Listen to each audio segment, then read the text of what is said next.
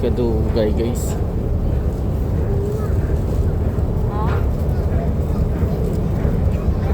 Finally nagdungka naman gid kami sa Iloilo.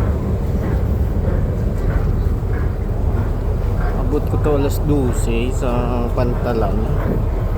Tapos alauna imidya nagwa ang barko.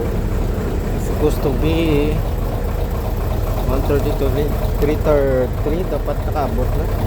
3:48 now. Wala pa ka doon kang barko. Pati kininay.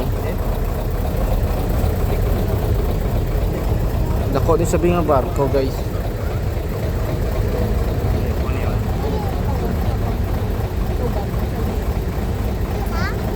Naman na siya nga barko at itong gisagyan. Wala pa ka doon ka. Pero rin na kami din excited. Kami manaog.